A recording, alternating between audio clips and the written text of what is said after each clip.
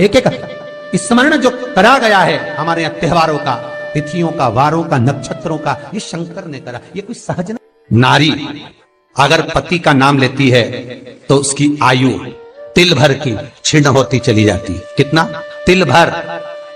स्कंद पुराण में लिखा है तिल भर की आयु क्षीण होती चली जाती। नारी ज्येष्ठ पुत्र का नाम लेती है, हाँ ज्येष्ठ में अगर बेटी है तो उसका नाम ले सकती है, पर ज्येष्ठ पुत्र बड़ा पुत्र है और पुत्र का नाम लेती है तो उस बालक की कभी उन्नति नहीं हो सकती।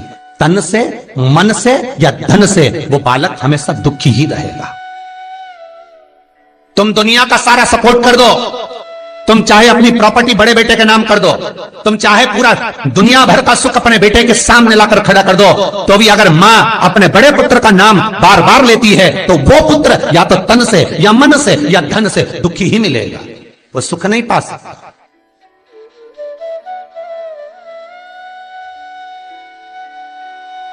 और जिन जिन के घर में बड़ा पुत्र हो और बड़े पुत्र का नाम आप माताएं लेती हो तो उसकी दशा जरूर देख लेना एक बार। हो कथा गलत नहीं कह सकती, स्कंद पुराण कभी गलत नहीं जा सकती। आपके घर में भी अगर बड़ा पुत्र हो और पुत्र का नाम अगर आप ले रहे हो, हाँ ये जरूर है अगर बेटी बड़ी और उसके बाद पुत्र बड़ा है तो वो ज्येष्ठ नहीं माना जाएगा। ध्यान रखना, ज्येष्ठ का मतलब होता है सबसे बड़ा पुत्र, उसके बाद सारे बच्चों का जन्म हुआ। क्योंकि बेटी अगर जन्म ले ली पहले फिर बेटा हुआ तो बेटी ज्येष्ठ कहलाएगी, है बेटा नहीं कहलाएगा। अगर पहला ज्येष्ठ पुत्र है तो मां सारी प्रॉपर्टी दे दे, सारा वैभव दे दे, मां सारा दौलत दे दे, मां उसके ऊपर सर्वस्व निछावर कर दे, पर अगर बेटे का नाम माता बार बार लेती है तो उस बेटे की उन्नति तरक्की नहीं हो सकती, उसको जीवन में सुख नहीं मिल सकता, कुछ ना कुछ चीज से वो दुखी रहेगा। चाहे वो बच्चों से रहे, पत्नी से रहे, परिवार से रहे, कुटुंब से रहे, व्यापार में रहे, व्यवसाय में रहे, ऑफिस में रहे, चाहे अपने शरीर से रहे, पर दुख तो उसके भाग्य में थोड़ा लिखा ही रहे। और जो चीज वेद व्यास जी ने वर्णन कर दी महाराज, उसका प्रमाण आप खुद भी अपने घर में देखो कि सही है कि गलत है। जिस जिस घर में बड़ा पुत्र हो और मां उसका नाम बार बार लेती हो, बार बार लेती हो, उस पुत्र की दशा देखिएगा आप। तन, मन और धन तीन तरह से। इसलिए निवेदन करूंगा मेरी माताओं से, आपका प्रेम बहुत है क्योंकि आपका बेटा बड़ा है, आपका पुत्र बड़ा है, आपका बहुत प्रेम है और बेटे का भी माता के प्रति बहुत प्रेम है, पर उस प्रेम में तुम्हारा जो संबोधन है बार बार नाम लेने का, उससे उसको तकलीफ हो सकती है। इसलिए निवेदन है, मेरे कृष्ण का नाम कृष्ण था पर यशोदा कभी कृष्ण नहीं बोली है, कभी नहीं, यशोदा कभी कृष्ण नहीं बोली। कनुआ कहती थी आपके बेटे का नाम कुछ भी आप उसको नाम से मत पुकारो, उसका नाम चेंज कर दो, थोड़ा सा बदल दो, आप उस नाम से उसको पुकारना प्रारंभ करो। आप जो भी बोलना चाहे, आपके दिल की बात है, तो आपके पुत्र से आप क्या बोल सकते हो।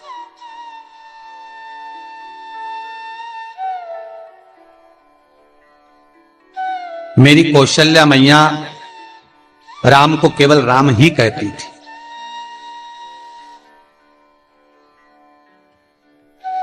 केतई राघव कहती थी, सुमित्रा रघु कहती थी, पर कौशल्या नाम नहीं बदलता। और ज्येष्ठ पुत्र थे राम, बड़े थे, बड़े हुए, वन जाना पड़ा, लौट कर आए, धोबी की वार्ता सुनकर सीता का परित्याग करना पड़ा, समय आया लक्ष्मण का त्याग करना पड़ा, और समय आया तो ये शरीर को ही सरयू में छोड़ना पड़ा। कहां से? स्कंद पुराण कहती है पति का नाम अगर नारी ले रही है तो तिल तिल भर उसकी उम्र घट रही है। पर ना जाने माताओं को ऐसा क्या है कि वो आज का फैशन हो गया, ए राघव इधर आ, राघव भी